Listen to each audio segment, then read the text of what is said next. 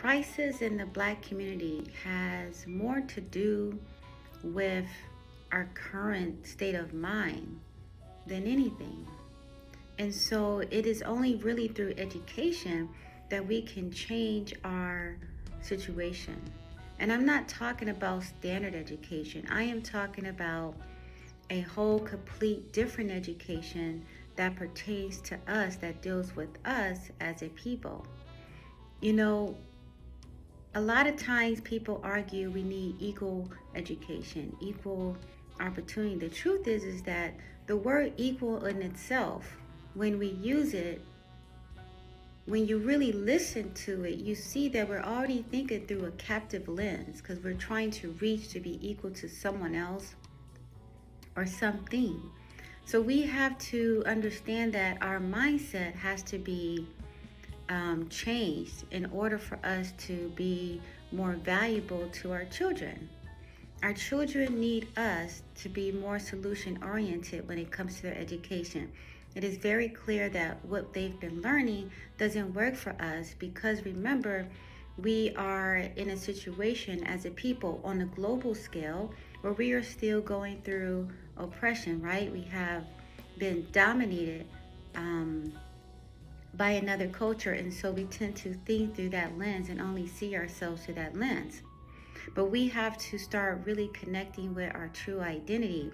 And I need you to understand that, the mind is a very powerful tool. It is the most powerful technology. So you can program it to be any way you want it to be. You could program it or deprogram it, okay, just like a computer. So right now, we've been programming the children to continue this reality that we're experiencing right now, okay? Which is, having a slave mentality, having a dominated reality because we haven't changed our mindset. So the mind has to be, we have to really work on that. And so, with that being said, we need to stop seeing education as this, you just learn, the usual topics. We have to remember that our education for us as a people have to be completely different because it has to solve our problems. So as our children learn, you know, um, math and science, they'll also be learning other things, but through our lens as African people. And it's when you disconnect and keep yourself disconnected from your cultural identity that you stay oppressed because you have nothing to draw from.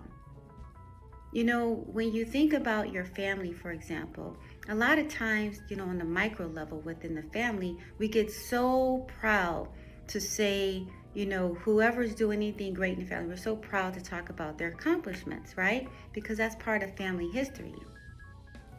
But it's the same thing on a macro level, right? When you have, your group, right? Your whole group, like the African global group, and we can say positive things about ourselves, that also impacts our self-esteem as well. We understand that our history, our lineage is so important and is very effective, which is why it's never really placed in the school books, right? Because, well, you're dominated, right? In order for you to stay dominant, to stay dominated, you cannot know who you are. So you have to understand the psychology and understand that we have to work on the mindset. So I've been really studying this and understanding what's been going on with us. I took all time to do that, and so I think it's important that we begin to really work in this area. So if you want to learn more about how to educate Black children, you are welcome to take the course and learn more about what is going on, why it's going on, okay, and then learn what you can do, okay. I've added solutions to this course so that you not only just learn what is going on, when, where, and why, but how we can change, our education strategies when it comes to our children.